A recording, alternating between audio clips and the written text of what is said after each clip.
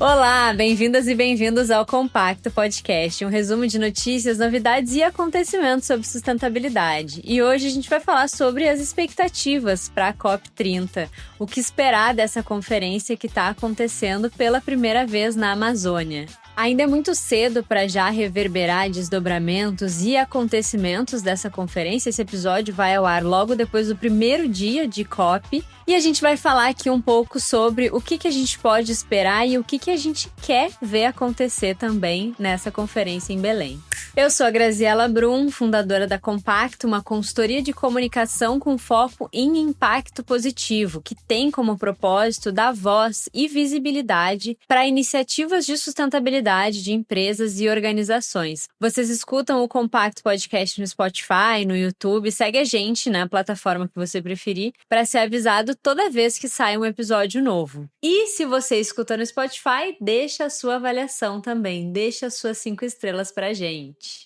Bom, eu vou começar essa história de expectativas para a COP30 trazendo um pouco de contexto histórico, como isso começou e como a gente chegou até aqui. Essa história começa de maneira mais formal no final dos anos 80. Desde 1988, a Organização Mundial de Meteorologia e o PNUMA, que é o Programa das Nações Unidas para o Meio Ambiente, 2 órgãos da ONU, já começavam a alertar sobre as mudanças climáticas, sobre essa mudança no regime climático do planeta Terra. E aí, pouco tempo depois, 4 anos depois, acontece no Rio de Janeiro a primeira proposta de convenção para tratar sobre esse tema. E isso aconteceu na ECO 92 ou Rio 92. 3 anos depois acontece de fato a primeira COP do clima, que aconteceu em Belém, em 1995. Opa, Belém não, Belém é esse ano, em Berlim. E aí, nesses 30 anos, a gente teve alguns marcos importantes aí, que nem o Protocolo de Kyoto, o Acordo de Paris, livro de regras do Acordo de Paris, balanço global. Foram 30 anos de discussão e negociação sobre esse tema, né, dentre vários assuntos, inclusive a determinação do 1,5 grau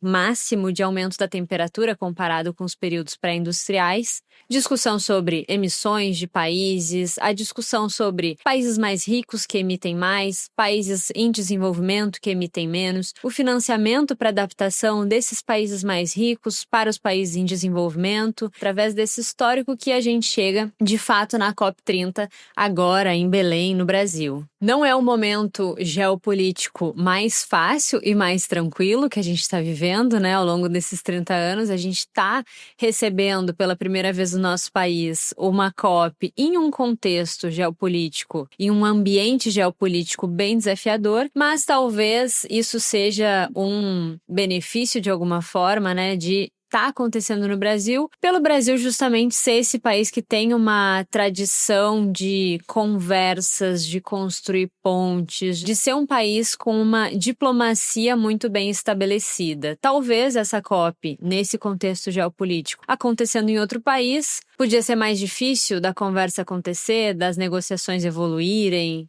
e do próprio país que está recebendo, né, acabar tomando lado, criando vieses, etc. E como a gente está falando de Brasil aqui, eu já vou aproveitar para trazer uma explicação que eu acho que é uma coisa que as pessoas se confundem muito, assim, de o Brasil está recebendo a COP é do Brasil, o Brasil está liderando a COP, como que isso funciona, né? E eu acho que a gente pode fazer aqui uma analogia com Copa do Mundo, que é um evento mais popular e de conhecimento de todo mundo, né? Quem está recebendo uma Copa do Mundo é sim responsável por organizar, por dar estrutura para esse evento acontecer, em parceria com a FIFA, no caso da Copa do Mundo, mas é um país que vai competir com o seu time, assim como os outros, de igual para igual. E a COP é parecida nesse sentido. O Brasil está recebendo essa conferência e está organizando ela, então figuras, né, como a gente vem ouvindo falar, André Corrêa do Lago, que é o embaixador e é presidente da COP30 no Brasil, Ana Toni, que é CEO da COP, são pessoas que têm uma postura neutra nesse evento e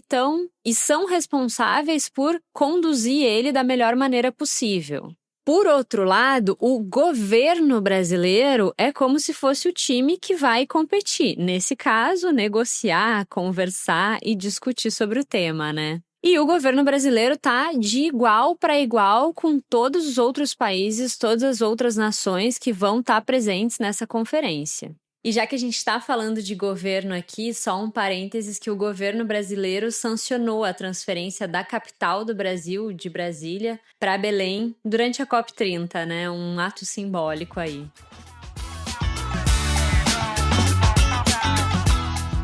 E o que a gente pode esperar dessa conferência que acabou de começar? Tem uma temática que é central nas discussões da COP, que é a redução das emissões dos gases de efeito estufa pelos países. A gente até falou no último episódio, no episódio de número 22, sobre as NDCs, que são as contribuições nacionalmente determinadas, que nada mais são do que as metas climáticas de cada um dos países. O que eles estão prometendo, o que eles estão pretendendo fazer para diminuir as suas emissões nos próximos anos. Então, muitos desses países já enviaram as suas NDCs, já assumiram os seus compromissos e muitos ainda não. E o que a gente falava no último episódio é que, segundo essa projeção que foi feita, né, com base nas informações que já se tem, pela primeira vez a gente tem a possibilidade de as emissões realmente caírem e isso contribuir para a diminuição também da temperatura global de forma geral. Mas muitos desses países que fazem parte da convenção não enviaram ainda suas NDCs, então essa conversa deve continuar na conferência. Um outro ponto que a gente pode esperar dessas negociações é o financiamento para mitigação e para adaptação climática. E como que esse fluxo de dinheiro acontece, ou pelo menos deveria, idealmente, acontecer? Os países mais ricos, que têm as maiores economias, os mais desenvolvidos, são naturalmente os países que mais emitem. E, por outro lado, os países em desenvolvimento, os países mais pobres, são os que menos emitem, mas são os que mais sofrem com as mudanças climáticas, com o aquecimento global e com os efeitos que vêm disso. Então é como se fosse uma analogia de quem é menos culpado, mais sofre, e quem é mais culpado, sofre menos. Então a discussão desse financiamento é justamente para esse fluxo de dinheiro e de países mais ricos e que mais emitem, para países em desenvolvimento que menos emitem, mas que mais precisam se adaptar. E a gente vem observando bem na prática mesmo, na vida real, os efeitos dessas mudanças climáticas em países em desenvolvimento. Aqui no Brasil, a gente viu no ano passado as enchentes no Rio Grande do Sul, secas na Amazônia. A gente inclusive falou aqui no episódio de número 8 de Tuvalu em inglês, que é uma nação insular do Pacífico que está afundando e está perdendo seu território por conta do aumento do nível do mar. Na COP do ano passado, em Baku, no Azerbaijão, se falou sobre 1,3 trilhão de dólares para essa adaptação. Mas esse assunto estagnou, não avançou muito, ficou parado. E um outro ponto importante de se falar, que é interessante de saber também, né, já que a gente está falando sobre um assunto aqui que estagnou na COP passada, as decisões em uma COP, elas não são feitas em maioria, elas são feitas em consenso. Então, é fundamental que todos os países, todas as nações concordem para que algo avance. E isso torna, claro, a discussão, a negociação muito mais difícil, né? Um terceiro tema que a gente pode esperar dessas negociações é o tema da transição energética. A base, a matriz energética mundial ainda tem muito como fonte os combustíveis fósseis. E se a gente está falando de redução de emissões, eles são os maiores vilões. Eles são os maiores responsáveis das emissões que a gente tem hoje no mundo todo. Diferente do Brasil, que já tem uma matriz energética muito mais limpa e renovável do que a média, o resto do mundo ainda depende muito de petróleo, gás, carvão. E uma das temáticas centrais é fazer essa transição e aumentar a produção de energia de fontes eólicas, solar e outras renováveis e diminuir as fontes de origem fóssil. É claro que nem todo mundo concorda com isso, é só a gente pensar em países que têm a base da sua economia muito dependente da produção de petróleo e, acho que não casualmente, né, as últimas 3 COPs aconteceram em países com essa característica, que foi no Egito, no Emirados Árabes e no Azerbaijão. E aí eu vou aproveitar que a temática aqui é transição energética para trazer uma notícia de como, pela primeira vez, a geração de energia renovável superou a produção de energia por carvão na história. Nesse primeiro semestre de 2025, o mundo gerou 1/3 a mais de energia solar comparado com o ano passado, então 33% a mais. Isso de energia solar. Quando a gente fala de energia eólica, esse crescimento foi de 7%. E nesse mesmo período, a geração de combustíveis fósseis caiu 0,3%. É uma queda pequena, mas já é uma queda. Isso de forma geral quando a gente fala de combustíveis fósseis. Quando a gente olha só para o carvão, a queda foi de 0,6%. E essa fonte de energia, ela foi por 50 anos a maior fonte de produção de eletricidade do mundo, o carvão. Então, pela primeira vez, as renováveis ocupou esse primeiro lugar e tirou o carvão dele, mas a gente consegue ver ali pelos percentuais que as renováveis cresceram muito e não é que o carvão diminuiu muito, né? 0,6% só. A verdade é que não é que a gente deixou de produzir energia com carvão, é que a gente começou a produzir energia renovável muito mais fortemente. Mas, mesmo com esse porém, já é uma boa notícia. Um outro tema que a gente pode esperar da COP30 é a discussão sobre o desmatamento. Uma porque esse processo de desmatamento gera muitas emissões também. As árvores, elas sequestram gases do efeito estufa, CO2, e quando elas são derrubadas, elas liberam esses gases que ficaram armazenados ali por muitos anos. Mas também porque é a primeira vez que a COP está acontecendo na Amazônia, um dos principais ecossistemas do mundo, e que é vítima justamente desse assunto do desmatamento. E aproveitando que a gente está falando de desmatamento, eu quero linkar com uma pesquisa da UFMG que saiu em outubro, no mês passado, que está trazendo como restaurar a Mata Atlântica é mais lucrativo do que transformar ela em pasto. E que reflorestar áreas degradadas pode render até 4 vezes mais com créditos de carbono do que essas áreas de pasto para criação pecuária. O que essa pesquisa traz é o fato de, se a gente considera essas áreas, né, para pastagem, a média de rendimento delas seria de $280 mil por ano. E quando a gente faz essa comparação e considera elas para restauração e vendas de crédito de carbono, considerando essas áreas reflorestadas, ela poderia gerar uma média de $1 milhão anual. Essa pesquisa está focando na Mata Atlântica, porque ela foi feita pela UFMG, então é o bioma presente em Minas Gerais, mas ela também se aplica a outros biomas, inclusive a Amazônia que a gente está falando. E a gente sabe que o desmatamento está muito conectado com economia e com dinheiro. Então, é uma grata surpresa essa descoberta e esses resultados. Assim como em todos os outros episódios, eu também vou deixar o link dessa matéria que fala dessa pesquisa completa na descrição desse episódio aqui.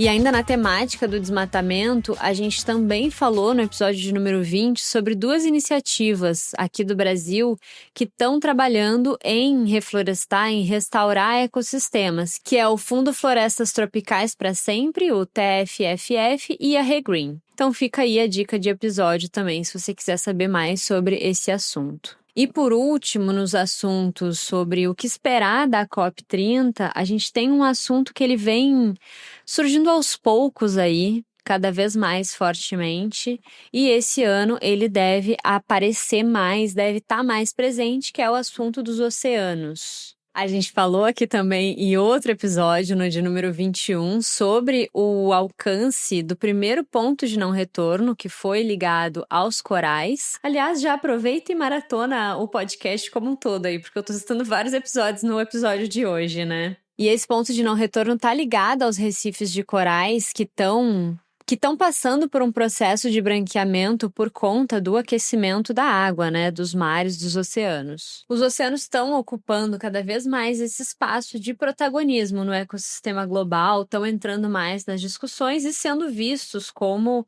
importantes para lidar com as mudanças climáticas. Aliás, linkando com o tópico anterior do desmatamento, muito se fala sobre como a Amazônia é o pulmão do mundo E, na verdade, essa é uma interpretação equivocada cientificamente, porque o pulmão do mundo mesmo são os oceanos. Eu não sei quantas vezes eu ouvi isso no último ano, em palestras, conversas. É interessante, né? Aliás, eu estava conversando esses dias com o meu marido, que não é nada dessa área, enfim, tem uma atuação corporativa completamente desconectada com a sustentabilidade. E aí comecei a contar para ele, né, sobre como a gente acreditava e se falava erroneamente que o pulmão do mundo era a Amazônia, e ele rapidamente completou: não, são os oceanos, eu aprendi no colégio.